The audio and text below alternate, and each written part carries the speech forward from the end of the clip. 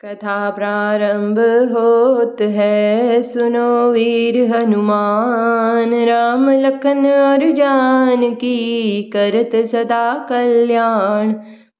करो जाय सोई जतन विचारी, जेहि प्रकार मोहि बरे कुमारी। जप तप कछु न होई तेहि काला, ए विधि मिलय कवन विधि बाला। नारद जी उस सुंदर कन्या के बारे में सोच विचार कर अब कहते हैं कि वही उपाय करूं जिससे यह कन्या मुझे ही वरे। इस समय जब तब से कुछ हो नहीं सकता। हे विधाता, मुझे यह कन्या किस तरह मिलेगी। सिया राम जय जय राम, श्री राम जय सिया राम। एहि अवसर चाहय परम, शोभा रूप विशाल। जो बिलो किरीचे कुंवरी, तब में ले जय माल। इस समय तो बड़ी भारी शोभा और विशाल सुंदर रूप चाहिए, जिसे देखकर राजकुमारी मुझ पर रीझ जाए और तब जयमाला गले में डाल दे। हरिसन मांगो सुंदरताई, हो वही जात गहरू अति भाई। मोरे हित हरि सम नहीं कोऊ, एहि अवसर सहाय सोई होहु। एक काम करूं कि भगवान से सुंदरता मांगूं, पर भाई उसके पास जाने में तो बहुत देर हो जाएगी। किंतु श्री हरि के समान मेरा हेतु भी कोई नहीं है, इसलिए इस समय वे ही मेरे सहायक होंगे। बहुविध विनय कीन तेहि काला, प्रगटे प्रभु कौतुकी कृपाला।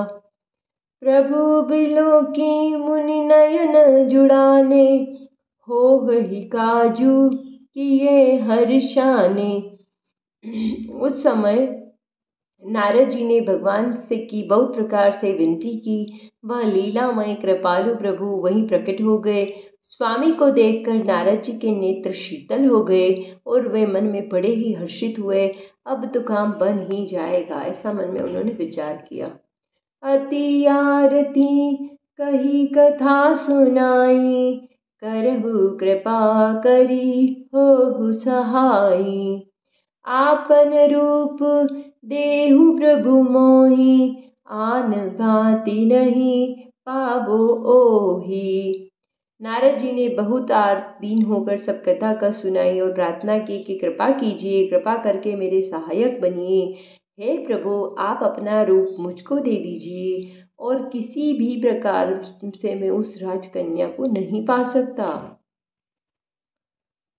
जेहि विधिनाथ होई हित मोरा, करहु सुवेगी दास में तोरा। निज माया बल देखी विशाला, हई हसी बोले दीन दयाला। हे नाथ, नारद जी कहते हैं श्री हरि से कि हे नाथ, जिस तरह मेरा हित हो वही आप शीघ्र कीजिए। मैं आपका दास हूँ। अपनी माया का विशाल बल देखकर दीन दयालु भगवान मन ही मन हंसकर बोले। सिया राम जय जय राम, श्री राम जय सिया राम। जेहि विधि हो हहि परम हित, नारद सुनहु तुम्हार। सोई हम करबन आन कछु, वचन नम्रशा हमार।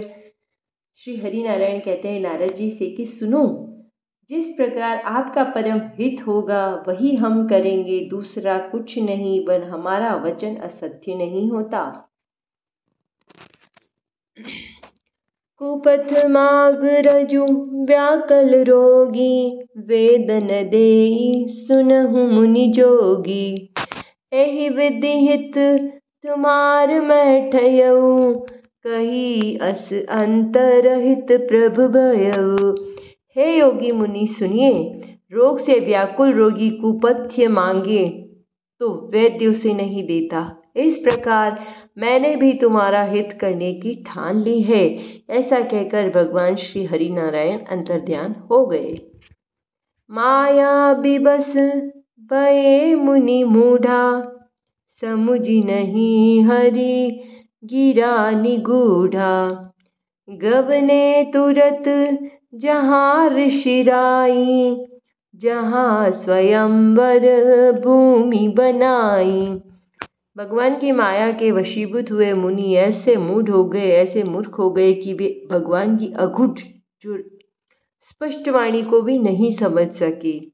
ऋषिराज नारद जी तुरंत वहां गए जहां स्वयंवर की भूमि बनाई गई थी। निज निज आसन बैठे राजा, बहु बनाव करी सहित समाजा।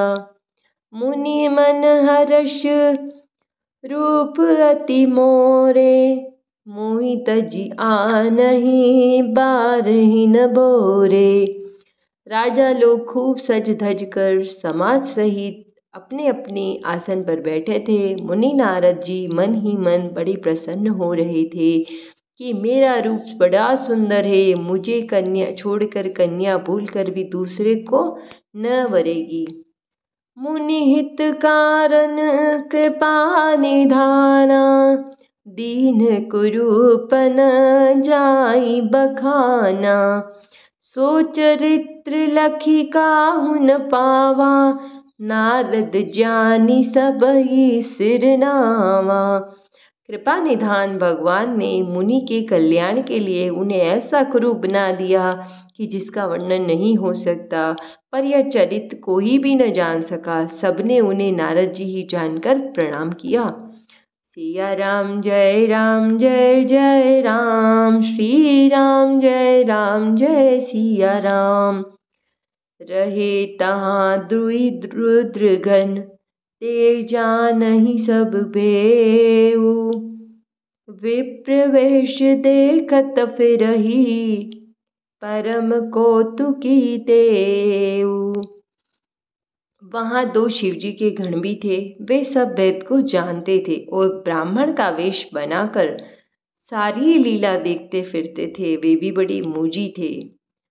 कथा विसर्जन होत है, सुनो वीर हनुमान। राम लखन और जानकी, करत सदा कल्याण।